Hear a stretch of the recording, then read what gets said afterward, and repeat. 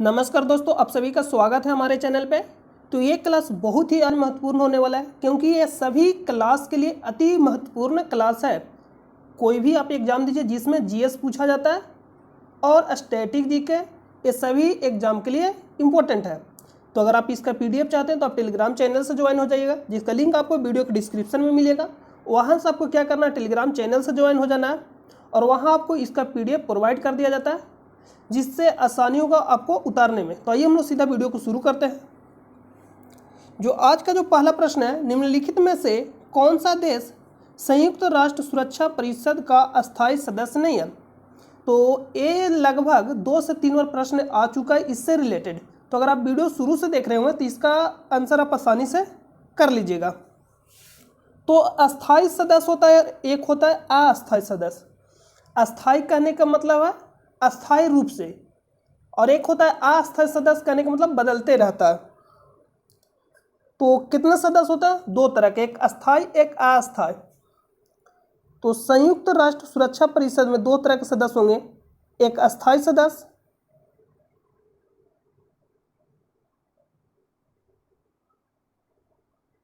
अस्थायी सदस्य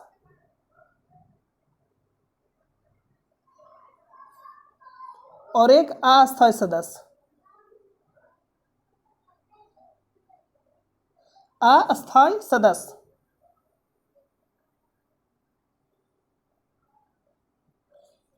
तो अस्थायी सदस्य कितने होते हैं? 5, और अस्थायी सदस्य 10, और टोटल कितने होते हैं? 15। तो अस्थायी सदस्य कहने का मतलब इसके पास क्या होता है? Veto power. तो ये भी पूछेगा प्रश्न,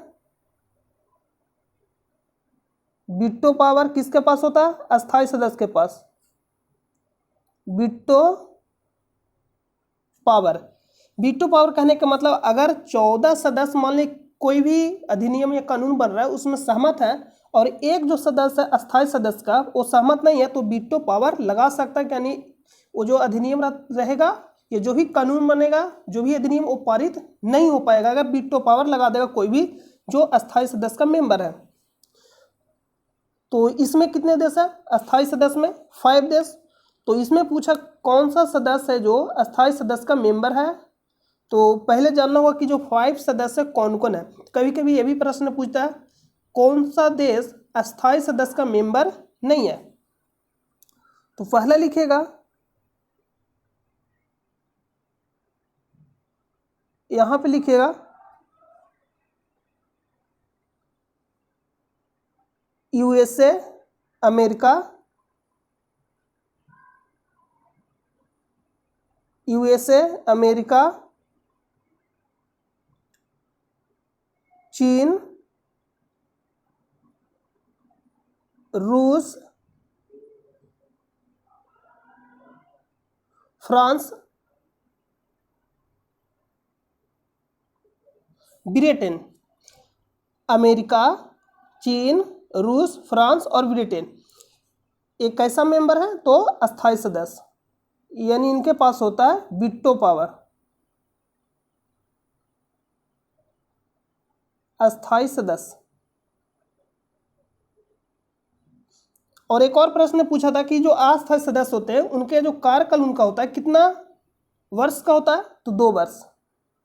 2 वर्ष का होता है अस्थायी सदस्य का कार्यकाल। और कितने होते हैं? 10। और टोटल पूछेगा तो 15। अस्थायी सदस्य पूछेगा तो 5, जिनके पास क्या होता है? Veto power. कौन कौन होते हैं? तो अमेरिका, चीन, रूस, फ्रांस, ब्रिटेन। और यूएनए का स्थापना कब हुआ था? यूएन का जो स्थापना कब हुआ था, यूनाइटेड नेशन का स्थापना कब हुआ था? 24 अक्टूबर 1944 को। 24 अक्टूबर 1944 यूएनए का स्थापना हुआ था। और हेडक्वार्टर कहाँ है इसका? इसका जो हेडक्वार्टर है कहाँ है? तो आपको इसका हेडक्वार्टर बताना है, क्योंकि इसका हेडक्वार्टर आपको बता दिया गया, तो आप कमेंट बॉक्स में इसका हेडक्वार्टर बताइएगा। तो निम्नलिखित में से कौन सा देश संयुक्त राष्ट्र सुरक्षा परिषद का स्थायी सदस्य है? तो देखिए कनाडा, तो कनाडा तो नहीं है, भारत भी नहीं है, जापान भी नहीं है। जो भारत है अस्थायी सदस्य कैमा बार बना है? 8वां बार अस्थायी सदस्य बना है भारत। तो इसका राइट आंसर हो जाएगा चीन। अगला प्रश्न पे चले। अगला प्रश्न है माउंटबेटन माउंट गॉडविन ऑस्टिन लिख रहा है कि माउंट गॉडविन ऑस्टिन। तो यहां दो तरह का प्रश्न पूछेगा। देखिए, एक प्रश्न पूछता है कि K2 को और किस नाम से जानते हैं। K2 को, तो इसको हम बोलते हैं Godwin Austen. Godwin Austen, Godwin Austen K2 का ही नाम है, शॉर्ट में बोलते हैं K2। तो K2 का अन्य नाम पूछेगा तो गॉडविन ऑस्टिन। और ये कहाँ स्थित है, तो काराकोरम श्रेणी में स्थित है और ऊंचाई $.मीटर है। तो यह भारत का सबसे ऊंची चोटी, भारत का सबसे ऊंची चोटी कौन सा, K2 यानी गॉडविन ऑस्टिन। और इसका जो ऊंचाई है 8611 यानी 8611। तो ऑप्शन नंबर डी राइट हो जाएगा। तो आइए जो भी इंपॉर्टेंट है, और ये जो 8848 दे रहा, ये किसका दे रहा, जो 8848 दे रहा, ये किसका ऊंचाई दे रहा। आप कमेंट बॉक्स में बताइए कि ये जो ऊंचाई है किसका ऊंचाई है। तो ये जो ऊंचाई है माउंट एवरेस्ट का ऊंचाई है। तो कभी कभी आपको देखने का मिलेगा, देखने के लिए 8850, क्योंकि चेंज हो गया डेटा, तो आप दोनों को ध्यान दीजिएगा 8850 मीटर। तो आप इस तरह से नहीं 8850 याद रखिए, 8611 इस तरह से याद रखिएगा। तो देखिए जो भी इंपॉर्टेंट है उसको हम लोग देखेंगे। तो हम अभी आपको बताया, अगर पूछेगा भारत की यानी भारत का सबसे ऊंची चोटी, तो K2 यानी गॉडविन ऑस्टिन, जिसका अन्य नाम क्या है K2। देखिए यहाँ पे स्थित है K2 काराकोरम रेंज में। ये काराकोरम रेंज है, स्थित है लद्दाख में। तो ये जो K2 है इसका ऊंचाई कितना, 8611 मीटर यानी 8611 मीटर। ये कहाँ स्थित है, काराकोरम रेंज में। और ये भारत का सबसे ऊंची चोटी, भारत का सबसे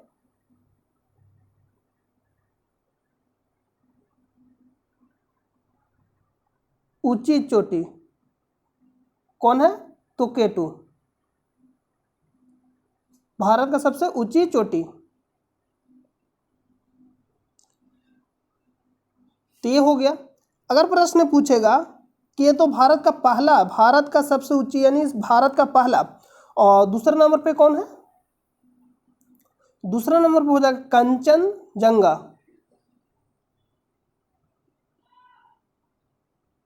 देखिए यहां पे आपको दिखाई दे रहा होगा कंचनजंगा,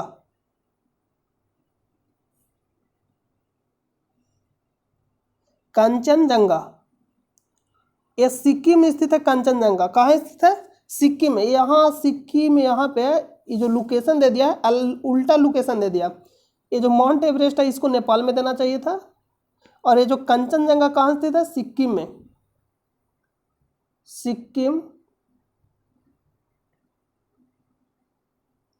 सिक्किम में स्थित है।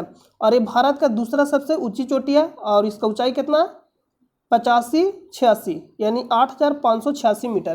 तो अगर मान लीजिए K2 ऑप्शन में नहीं है तो आंसर क्या होगा। अगर पूछेगा कि भारत की सबसे ऊंची चोटी कौन सा है, तो अगर K2 ऑप्शन में नहीं रहेगा तो क्या मारेंगे, कंचनजंगा।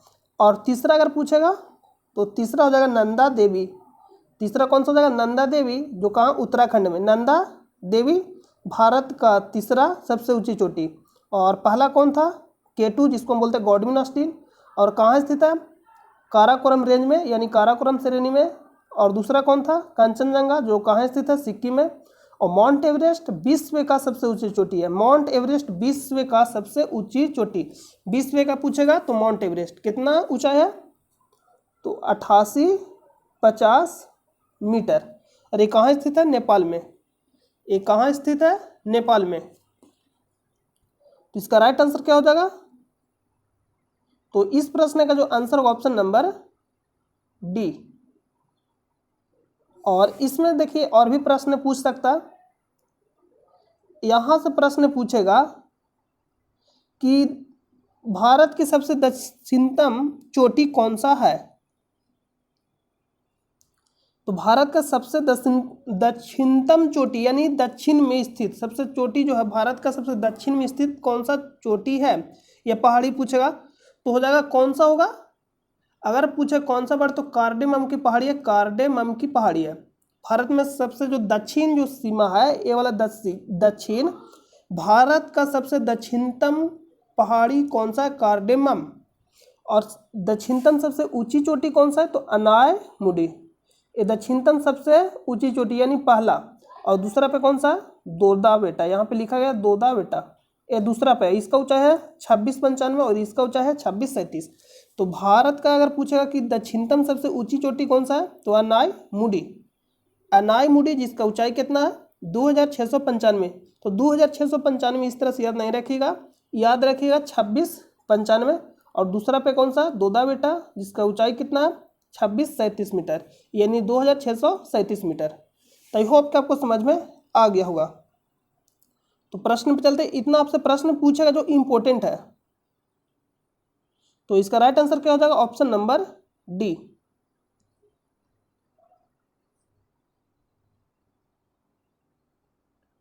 निम्नलिखित में से कौन सितार वादक नहीं है। प्रश्न पूछ रहा है कि कौन जो है सितार वादक नहीं है।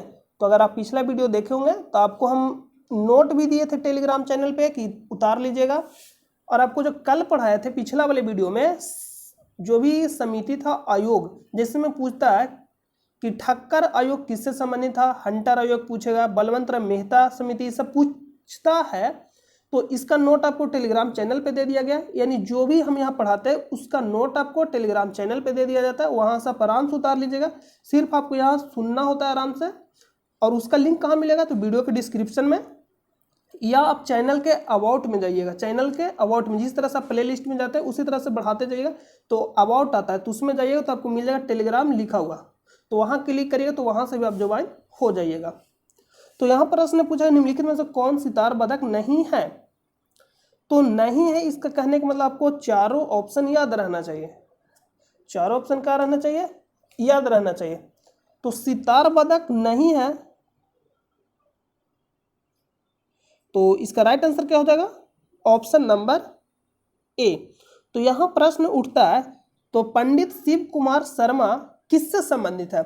सितार वादक तो है नहीं, तो अगर सितार वादक पूछेगा कौन कौन है, तो अनुष्का शर्मा सितार वादक से संबंधित है, उस्ताद विलायत खान और पंडित रविशंकर, ये तीनों इंपॉर्टेंट है, इसको आप उतार लीजिएगा, ये तीनों इंपॉर्टेंट है, तो इसको अच्छे से छाप लीजिएगा।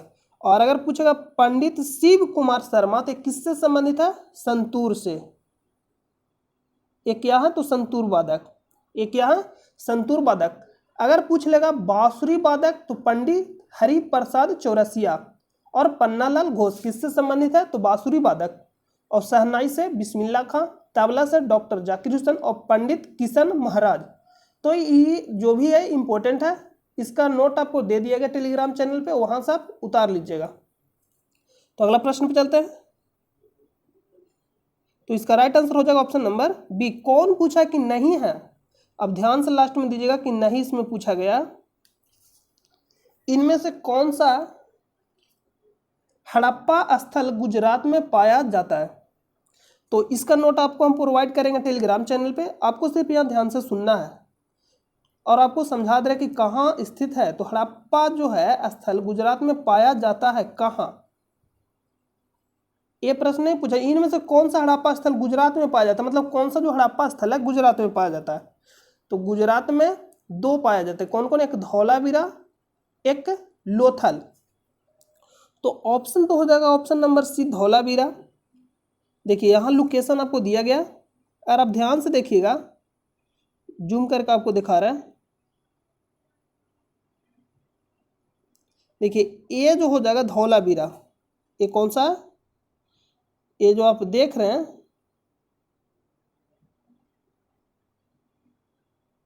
ये कौन सा स्थित है, धौलावीरा। ये कौन सा जगह है, धौलावीरा। ये जो जगह है धौलावीरा जगह,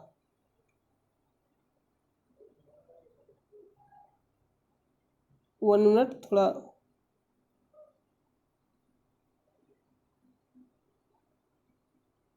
देखिए ये धौलावीरा है।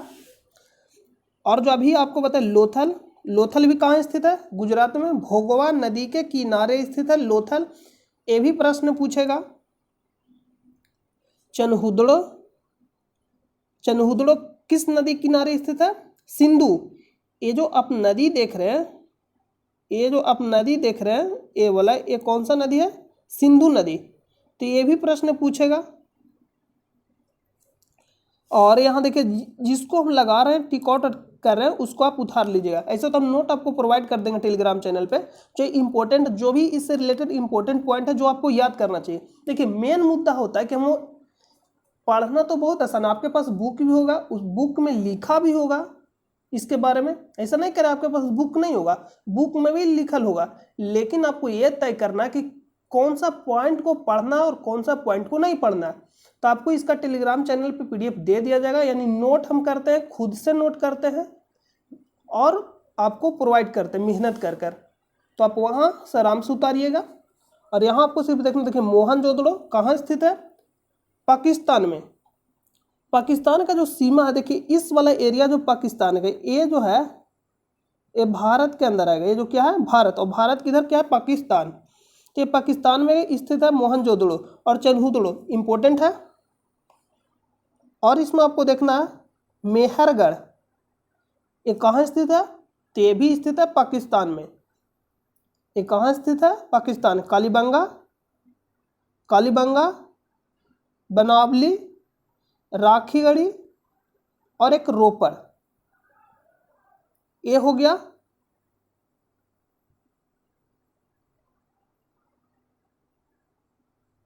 अब इतना ही याद रखना, आपको क्या क्या याद रखना है? लोथल गुजरात में स्थित है, धौलावीरा गुजरात में स्थित है और ये भारत में है। और चनहुदड़ो, मोहनजोदड़ो और मेहरगढ़ ये कहाँ स्थित है? पाकिस्तान। पाकिस्तान। और किस नदी के पूछे किनारे? तो बस दोनों ये सब क्या है कि सामना सामनी, कुछ नहीं करना। इस जो दोनों है मान लीजिए कि एक दूसरे का अपोजिट है, यानी सिंधु नदी है तो सिंधु नदी की ईस्ट साइड हो जाएगा मोहनजोदड़ो, ईस्ट साइड चनहुदड़ो, और पाकिस्तान में स्थित है। मेहरगढ़ ये भी पाकिस्तान में स्थित है। कालीबंगा राजस्थान, बनावली, राखीगढ़ी, रोपड़ सतलज नदी के किनारे स्थित है। सतलज नदी के किनारे स्थित है।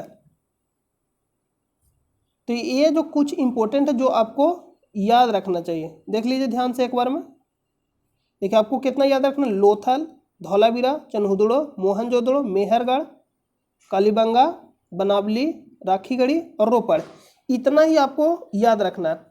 इससे ज़्यादा आपको नहीं याद रखना। इतना भी आप याद रख रहे हैं तो ऑप्शन से आप छाट लीजिए। मान लीजिए 4 गो ऑप्शन दिया गया है जिसमें से आपको 3 गो के बारे में मालूम है तो चौथा ऑलरेडी छट जाएगा। तो आपको ज़्यादा याद नहीं रखना था। कोई भी कंटेंट है तो अगर 50 को मान लीजिए नाम याद रखना, उसमें आप 20 को याद रखें और 20 को से ही छट जाएगा ऑप्शन से।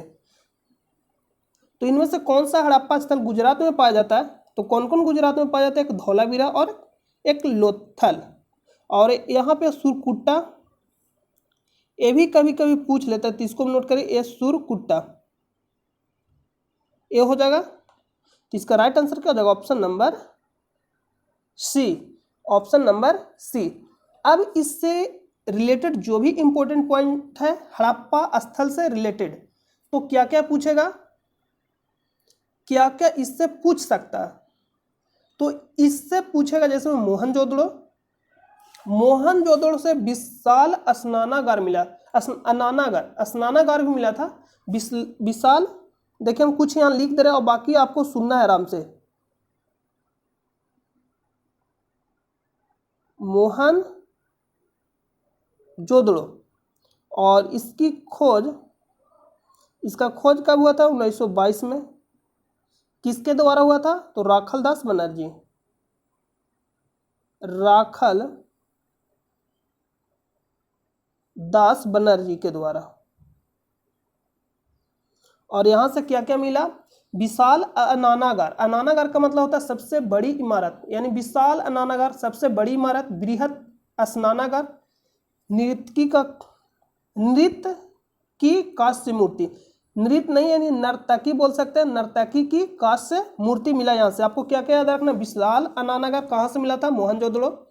बृहत स्नानागार ये भी मिला मोहनजोदड़ो से। नर्तकी की मूर्ति, नर्तकी की मूर्ति यानी कांस्य मूर्ति कहाँ से मिला, तो मोहनजोदड़ो। और क्या याद रखना, जैसे में चनहुदड़ो खोज कब हुआ था 1931 में, तो खोज आपको याद नहीं रखना उतना, खोज आपको उतना याद नहीं रखना, याद जो रखना जो मिला। जिसमें पूछा बिल्ली का पीछा करते हुए कुत्ते का पंजे का छाप यानी कहाँ से मिला, तो चनहुदड़ो। चनहुदड़ो कहाँ स्थित है, पाकिस्तान में, जस्ट मोहनजोदड़ो के सामने, यानी सिंधु नदी बीच में था इसे, और इधर था चनहुदड़ो और इधर क्या था, मोहनजोदड़ो। और यहीं से मिला था मनके का कारखाना। और मनके का कारखाना, और कभी कभी ऑप्शन में अगर देगा चनहुदड़ो लोथल तो दोनों इसका आंसर होगा, नहीं तो चनहुदड़ो। और चावल का साच लोथल, यहां से क्या मिला, चावल का साच। और एक कहां स्थित है,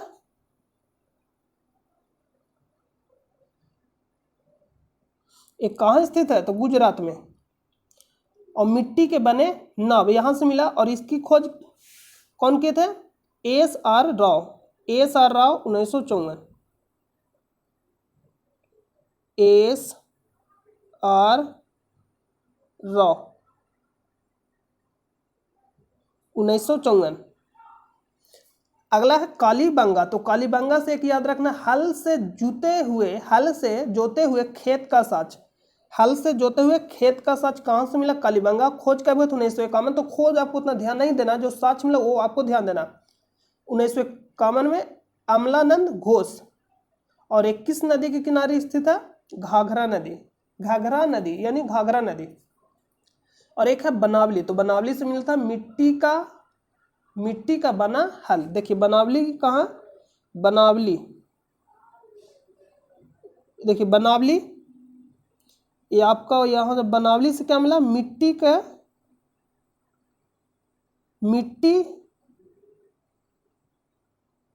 के बने हल, यहां से मिला था बनावली। और कालीबंगा घग्घर नदी किनारे यहां से मिला था हल से जूते हुए खेत का साच। दोनों में अंतर है। धौलावीरा, तो धौलावीरा कहाँ स्थित है, गुजरात में। खोज कौन की थे, जेपी जोशी। और धौलावीरा का अर्थ क्या होता है, सफेद कुआं, सफेद कुआं। और एक मात्र है जो 3 भागों में बटा हुआ था। जो भी स्थल था सभी कितने भागों में बटा हुआ था, 2 भागों में। लेकिन जो धौलावीरा एक मात्र है जो 3 भागों में बटा हुआ था, यानी ये हो गया स्टार। जितना स्टार लगा लिए पूछेगा, किला, मध्य और निचला। तो इस तरह से प्रश्न आपका समाप्त हुआ इसका। इसका राइट आंसर क्या हो जाएगा, ऑप्शन नंबर सी। अगला प्रश्न पे चलते हैं।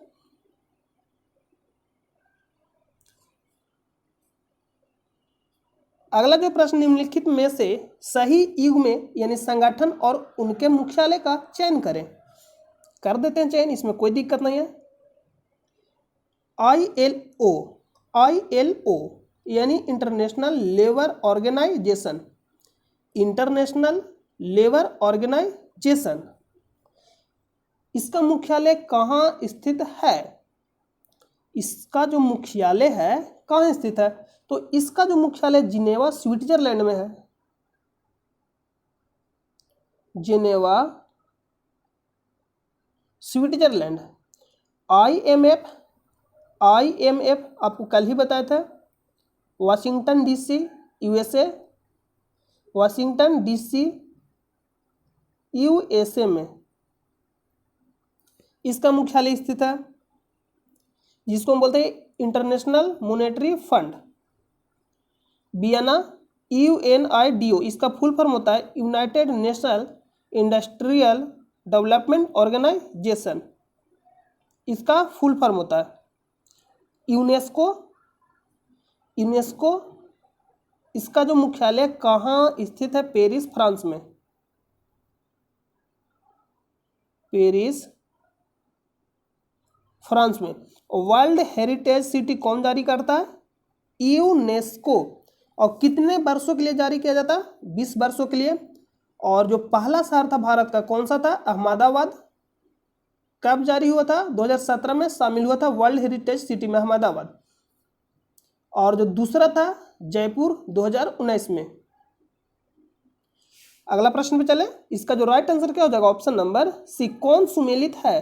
तो सुमेलित हो जाएगा ऑप्शन नंबर सी। बाकी जो यहाँ दे रहा वाशिंगटन, इसका मुख्यालय वाशिंगटन नहीं है। इंटरनेशनल लेबर ऑर्गेनाइजेशन का मुख्यालय जिनेवा स्विट्जरलैंड में।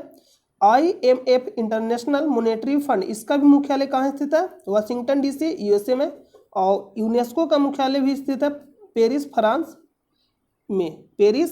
में। तो इसका राइट आंसर है ऑप्शन नंबर सी। अगला प्रश्न है, प्रथम पंचवर्षीय योजना किस मॉडल पर आधारित थी? तो पंचवर्षीय योजना शुरू कब हुआ था? 1951 में। और पंचवर्षीय नाम है पंचवर्षीय, यानी 5 वर्षों के लिए योजना रहता था। तो 1951 में 5 वर्ष जोड़िएगा तो 1951 से 56 तक चला। उसी तरह से 1956 से फिर 5 वर्ष जोड़िएगा तो 1961। इसमें जोड़िएगा 1961 में तो कितना आएगा? 1961 से 5 वर्ष जोड़िएगा तो 1966। यानी जो पहला का जो कार्यकाल था 1951 से 1956, दूसरा 1956 से 61 और तीसरा 1961 से 66 और 1966 से 1969 तक। कब तक? 1969 तक। यानी 3 वर्षों के लिए। कितने वर्षों के लिए? 3 वर्ष। 3 वर्षों के लिए क्या रहता है? योजना अवकाश, यानी छूट। योजना क्या रहता है? अवकाश, जिसको हम नाम जानते हैं हॉलीडे के नाम से जानते हैं। तो प्रश्न पूछता कितने वर्षों के लिए योजना अवकाश रहा था? 3 वर्षों के लिए। कब से कब तक? 1966 से लेकर 69 तक। ये भी प्रश्न पूछा है, तो इसको भी याद रखिएगा। तो जो पहला जो पंचवर्षीय योजना था ये हेराल्ड डोमर मॉडल पे आधारित था। हेराल्ड डोमर मॉडल पे आधारित था। इसको 5 स्टार लगा लीजिएगा, हेराल्ड डोमर मॉडल। और PC महालनोबिस इंपॉर्टेंट है। जो सेकेंड यानी दूसरा पंचवर्षीय योजना जो 1956 से लेकर 61 तक चला, दूसरा पंचवर्षीय योजना किस मॉडल पर आधारित था? PC Mahalanobis model. तो ये 2 पूछता, दोनों को आपको याद रखना। पहला पूछेगा हेराल्ड डोमर, दूसरा पूछेगा PC महालनोबिस। और इन्हीं की समिति यानी PC महालनोबिस समिति पे किसका स्थापना हुआ था? CSO सेंट्रल स्टैटिक ऑर्गेनाइजेशन, केंद्रीय सांख्यिकी संगठन, जो राष्ट्रीय आय का आकलन करता है। तो ये भी प्रश्न पूछा कि राष्ट्रीय आय का आकलन कौन सा संगठन करता है? तो केंद्रीय सांख्यिकी संगठन के द्वारा किया जाता है राष्ट्रीय आय का आकलन। और किस समिति के सिफारिश पे इसका गठन हुआ था? तो PC महालनोबिस समिति पे, PC महालनोबिस समिति के सिफारिश पे CSO का स्थापना हुआ था, यानी सेंट्रल स्टैटिक ऑर्गेनाइजेशन। हिंदी में बोलते हैं केंद्रीय सांख्यिकी संगठन। और सांख्यिकी दिवस इन्हीं का जन्म दिवस पे मनाया जाता, महालनोबिस के जन्म दिवस पे मनाया जाता। महालनोबिस के जन्म दिवस पे मनाया जाता है। कौन सा दिवस? तो सांख्यिकी दिवस। अगला प्रश्न पे चले। निम्नलिखित में से कौन सी गर्म पानी की धारा नहीं है? गर्म पानी की धारा नहीं है, तो नहीं है तो आंसर तो सामने है, तो ऑप्शन नंबर ए। लेकिन समझना जो ये सब जो हो जाए लास्ट का धारा, तुसीमा धारा, क्रोशियो धारा, ये सब क्या है? हम्बोल्ट धारा। तो कहाँ बहता है? इसको देखिए, हम्बोल्ट धारा। तो ये जो बहता है देखिए पेरू या हम्बोल्ट धारा के नाम से जाना जाता है। और यहाँ पे कौन सा देश है? इसे चिली। और ये जो कहाँ बहता है? दक्षिणी अमेरिका, पेरू या हम्बोल्ट की धारा। और एक कैसी जलधारा है? यानी ठंडी जलधारा। यहाँ तो पूछा कि गर्म पानी की धारा नहीं है, इससे कहने का मतलब ठंडी जलधारा होगा। तो हम्बोल्ट या पेरू जलधारा। कैलिफोर्निया, यहाँ पे है ही कैलिफोर्निया, तो कैलिफोर्निया धारा, लेब्राडोर धारा। और इसमें आपको क्या याद रखना है? तो यहाँ सब देख सकते हो जो भी इंपॉर्टेंट धारा है, क्रोएशिया धारा यहाँ हो जाएगा, सोमालिया ए हो जाएगा। तो इसमें याद आपको जो रखना है कैलिफोर्निया, हमवोल्ट, और एक याद रख लीजिएगा क्रोएशिया धारा। ये सब आप याद रखिएगा इसको। और ये सब जो तीनों धारा कैसी धारा है, तो गर्म धारा। कैसी धारा है, गर्म धारा। और अलास्का आप यहाँ देख सकते हैं ए हो जाएगा, अलास्का। तो कैसी धारा है, गर्म धारा। तो इसका राइट आंसर होगा ऑप्शन नंबर ए। इसमें जो इंपॉर्टेंट है उसको याद रखना। क्या क्या याद रखना, देखिए इसमें जैसे हम आप यहाँ पे देख रहे हैं, यहाँ पे रेड सी यानी लाल सागर, जिसको हम क्या बोलते हैं, लाल सागर। लाल सागर ए है मेडिटेरियन सी यानी भूमध्य सागर, भूमध्य सागर,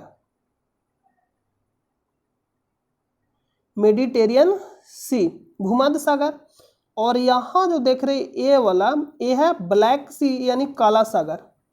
कौन सा है, काला सागर, काला सागर।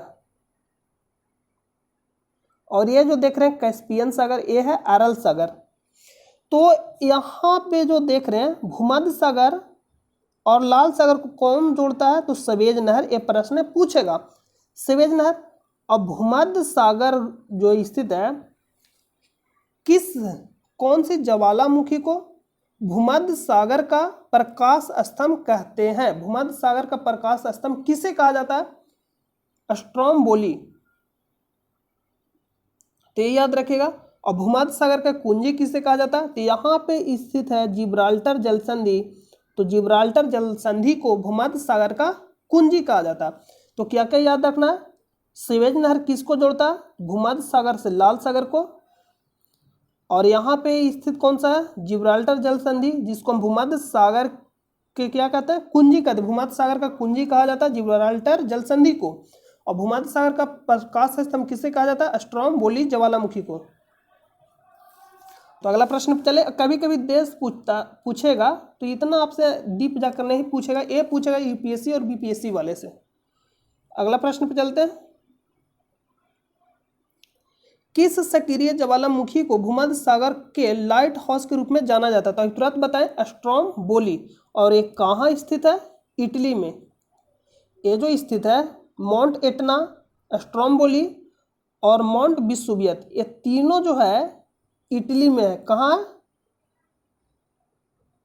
इटली। और इटली कहाँ पे है, देखिए इटली जो आप देख रहे हैं यहाँ, ये देखिए ये जो यहाँ पे है, ये है इटली, यहाँ पे भूमध्य सागर के ही पास।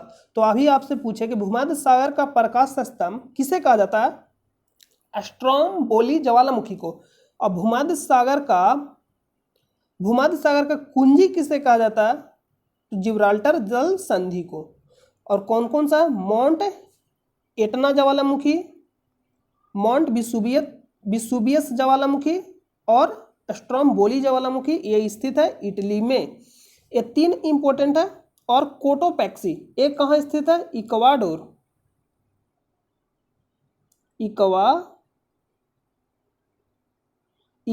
में। और इक्वाडोर कहाँ स्थित है, ये देखिए यहाँ स्थित है।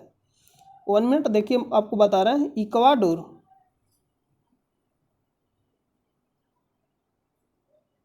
देखिए यहाँ पे स्थित है इक्वाडोर, ए वाला है इक्वाडोर। और देखिए लावा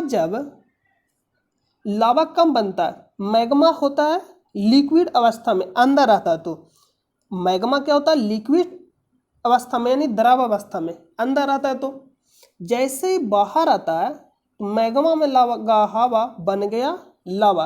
तो मैग्मा में जब लगता है हवा तो क्या बनता है, लावा। और यह जहाँ से निकलता है इसी को हम बोलते हैं क्रेटर। क्या बोलते हैं, क्रेटर। ये जो है इसी को बोलते हैं क्रेटर। तो अगला प्रश्न चलते हैं। सिंडर कोन, तो ये जो आकार है इसको बोलते हैं।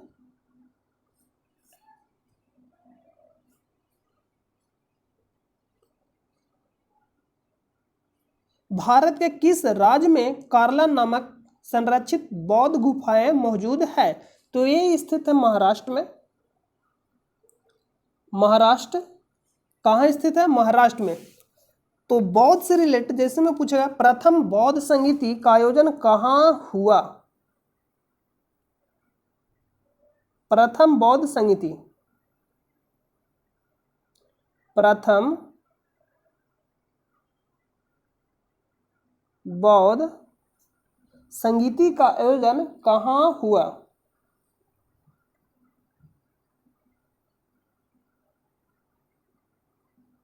प्रथम बौद्ध संगीति का आयोजन कहाँ हुआ? तो राजगीर में हुआ था। राजगीर, राजगीर या राजगिरी भी लिख सकते हैं, राजगीर बोलिए या राजगिरी बोलिए। और कौन सा गुफा में हुआ था? सप्तपर्णी नामक गुफा में हुआ था प्रथम बौद्ध संगीति। डेट आपसे नहीं पूछेगा, 483 ईसा पूर्व। डेट आपको याद नहीं रखना, याद रखना कि कहाँ हुआ था, किसके शासन काल में हुआ था। तो अजात शत्रु के शासन काल में। किसके शासन काल में हुआ था? अजात शत्रु।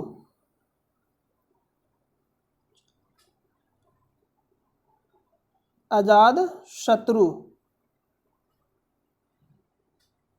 अजात शत्रु के शासन काल में हुआ प्रथम बौद्ध संगीति राजगिरी में। और कौन सा गुफा था? सप्तपर्णी नामक गुफा। कहाँ स्थित है? राजगिरी में।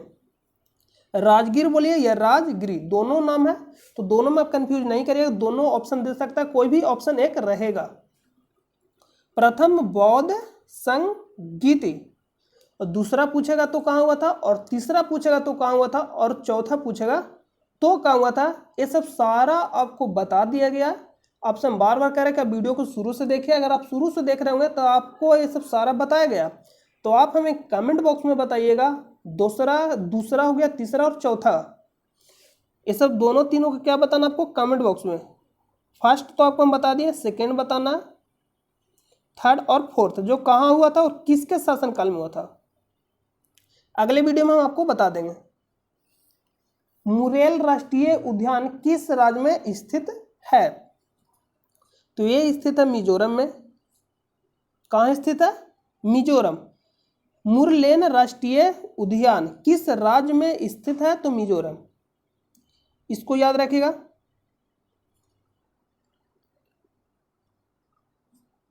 अगला है, उस योजना का नाम बताइए जिसका लक्ष्य घरेलू उपभोक्ताओं को सब्सिडी युक्त दरों पर एलईडी बल्ब प्रदान करना है। तो ये योजना था उजाला योजना, और शुरू कहाँ से हुआ था? 1 मई 2015 को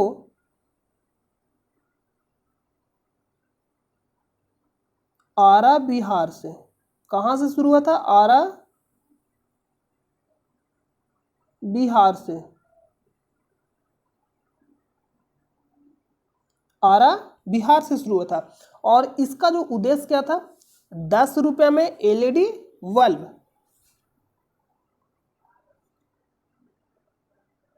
10 रुपये में एलईडी बल्ब। और एलईडी का फुल फॉर्म पूछेगा, light emitting diode. Light emitting diode. Light emitting diode इसका फुल फॉर्म होता है। तो इसका राइट आंसर हो जाएगा ऑप्शन नंबर बी। लेकिन एक योजना है उजाला योजना। उजाला योजना, उजाला योजना तो बता दें। उज्ज्वला योजना, उज्ज्वला योजना। और ये कब शुरू हुआ था? 1 मई 2016। 1 मई 2016 बलिया उत्तर प्रदेश। बलिया यूपी यानी उत्तर प्रदेश से कब शुरू हुआ था? 1 मई 2016 को। और इसका जो उद्देश्य क्या था? तो स्वच्छ ईंधन आपूर्ति यानी स्वच्छ ईंधन को इसका उद्देश्य था, मतलब पहुंचाना हर घर स्वच्छ ईंधन यानी स्वच्छ रसोई ईंधन उपलब्ध कराना था इसका उद्देश्य, यानी एक तरह से आप कह सकते हैं सिलेंडर गैस। और ये शुरू कहाँ से हुआ था? 1 मई 2016 बलिया यूपी से। अगला प्रश्न चले, इसका राइट आंसर क्या हो जाएगा? Option number B.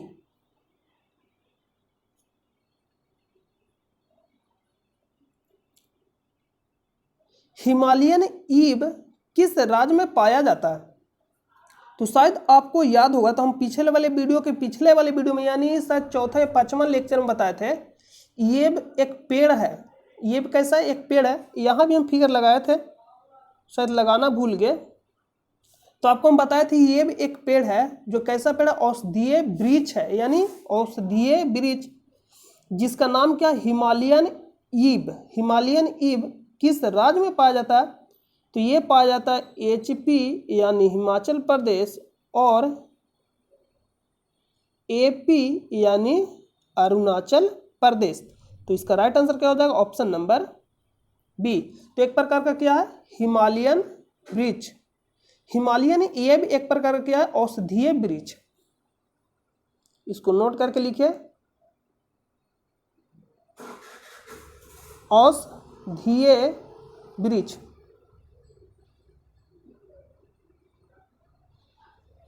औषधीय वृक्ष और कैंसर के इलाज में इसका उपयोग किया जाता है। तो इसका राइट होगा ऑप्शन नंबर बी।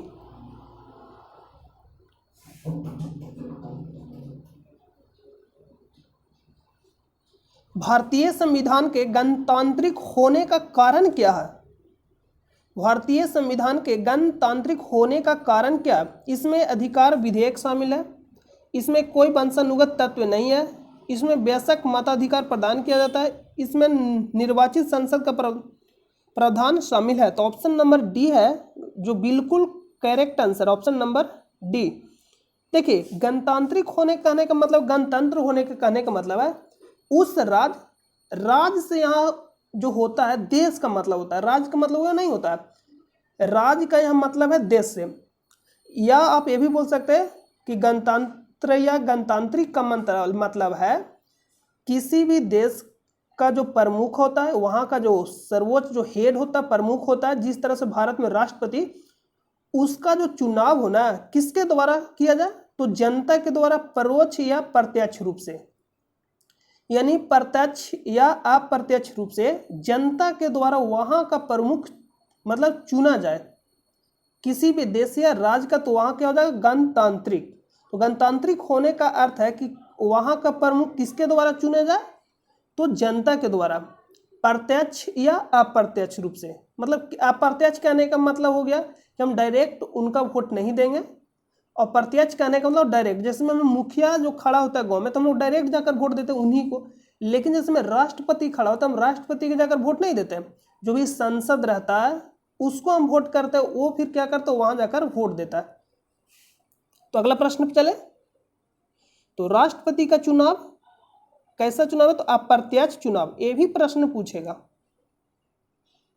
अगला प्रश्न है, परमाणु ऊर्जा विभाग का प्रबंधन किसके अधीन है? तो ये अधीन हो जाएगा PM मोदी यानी प्रधानमंत्री कार्यालय, ऑप्शन नंबर सी।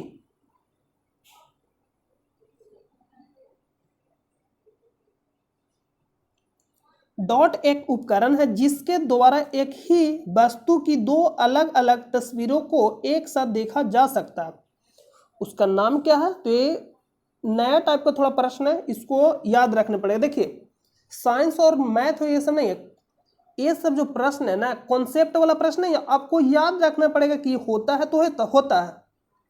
जैसे मान लीजिए एक प्रश्न है कि सिल्वर आयोडाइड से कृत्रिम वर्षा होता है, तब कहिए सर करा कर बताइए। तो ये सब चीजें जो आपको याद रखना पड़ेगा, इसका कहना होता है तो होता है, ये नहीं कि आप उसका प्रैक्टिकल करके। तो 90% साइंस में जो क्या होता है कॉन्सेप्ट होता है और 10% याद करने वाला। उसी तरह से ये सब जो क्या आपको याद ही करना पड़ेगा। तो इसका राइट आंसर का जो option number A, stereoscope. Image लगाना भूल गए थे, आपको बता दें कभी फिर।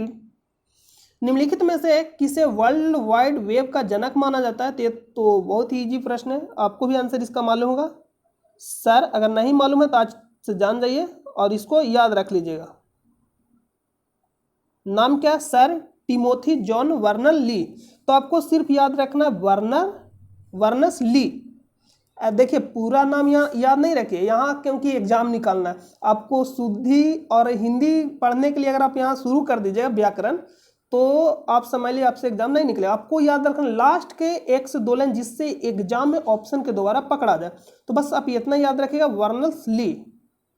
तो ऑप्शन नंबर सी राइट हो जाएगा।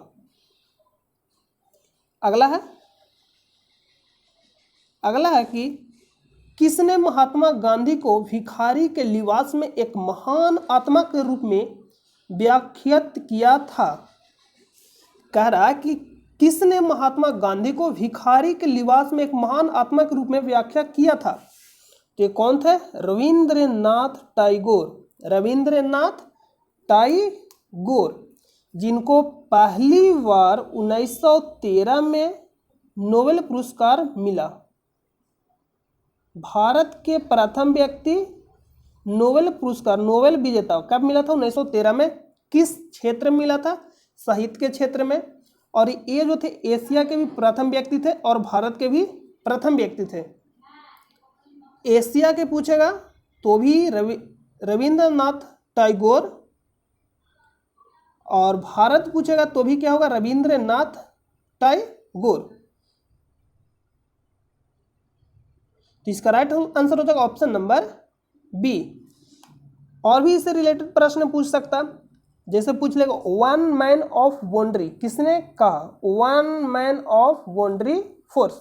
देखिए 2 तरह का प्रश्न होता है। एक होता वन मैन बाउंड्री फोर्स किसने कहा था? माउंटबेटन। अर्धनग्न फकीर किसने कहा? Winston Churchill. और राष्ट्रपिता किसने कहकर पुकारा सबसे पहले? सुभाष चंद्र बोस।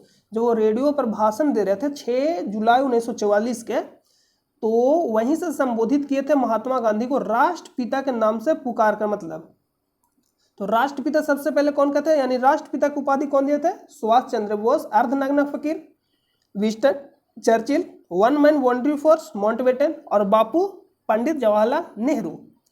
और रविंद्रनाथ टैगोर क्या बोले? भिखारी के लिबास में एक महान आत्मा। यानी महात्मा की उपाधि कौन दिए थे? रविंद्रनाथ टैगोर। ये भी प्रश्न पूछा, महात्मा को उपाधि दिए किसको? तो महात्मा गांधी को महात्मा की उपाधि दिए थे रविंद्रनाथ टैगोर। और रविंद्रनाथ टैगोर को गुरु की उपाधि कौन दिए थे? तो महात्मा गांधी। मतलब दोनों एक दूसरे के क्या है? विपरीत है। इसका राइट आंसर क्या? Option number B. Rabindranath Tagore की याद रखने की कब मिला था नोबेल पुरस्कार? 1913 में। और एशिया के प्रथम व्यक्ति थे और भारत के भी प्रथम व्यक्ति।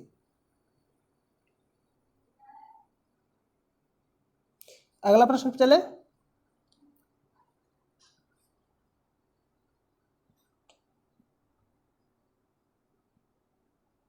भारत का पहला स्वदेश निर्मित युद्धपोत है। युद्धपोत भारत का पहला स्वदेश निर्मित। तो इसका राइट आंसर क्या हो जाएगा? ये सब जो प्रश्न है ना आपको याद ही रखना पड़ेगा कि पहला स्वदेश निर्मित युद्धपोत है तो है, इसमें कोई कॉन्सेप्ट नहीं है। ये सब क्या है? रट्टा मार चीजें। तो option number C INS Godavari. अगला प्रश्न पे चलते हैं। तंजावुर का कौन सा मंदिर में चोल वास्तुकला का उदाहरण है जिसका निर्माण सम्राट राजा ने करवाया? नाम भी राजा राज लिखना चाहिए। राजा ने करवाया, यानी चोल शासकों ने करवाया। कौन सा मंदिर था? बृहदेश्वर का मंदिर। कहाँ स्थित है? तमिलनाडु। तमिलनाडु। अगला प्रश्न पे चलते हैं।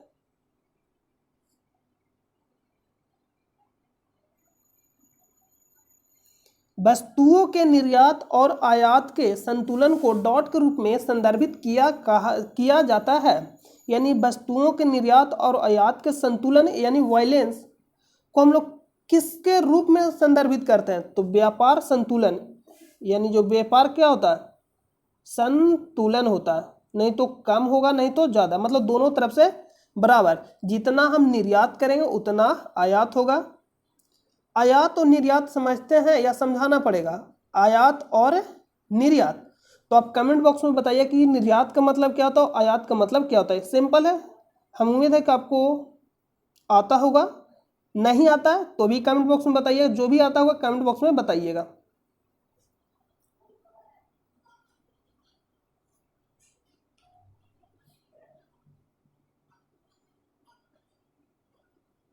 पाकिस्तान की मांग वर्ष डॉट में मुस्लिम लीग के लाहौर अधिवेशन में की गई थी।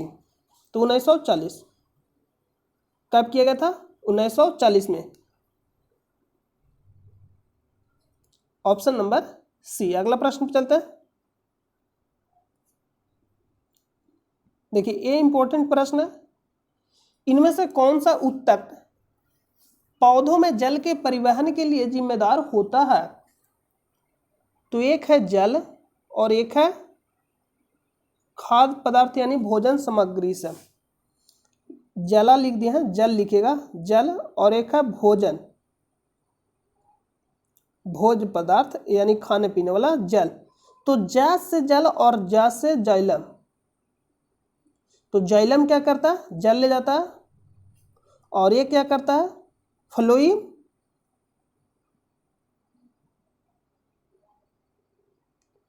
फ्लोएम।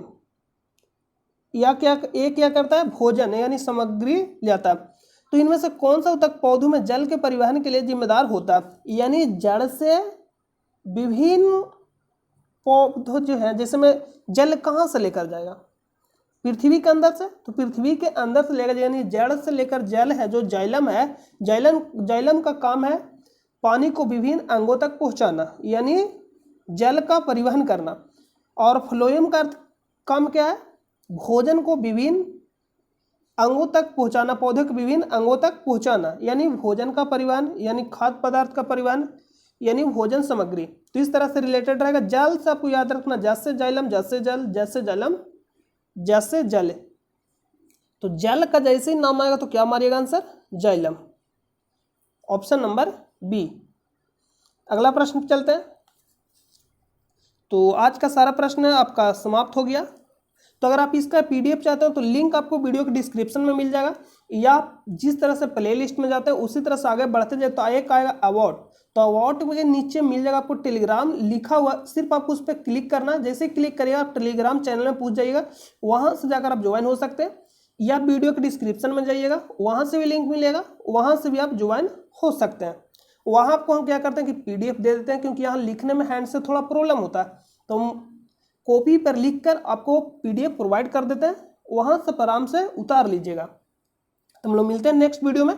और चैनल पर नए तो चैनल को आप सब्सक्राइब कर लें और अपने दोस्तों के पास शेयर कर दीजिएगा। तो आई होप कि आपको सारा समझ में आ गया होगा। तो मिलते हैं नेक्स्ट वीडियो में, जब तक के लिए अपना ख्याल रखिएगा। जय हिंद, जय भारत।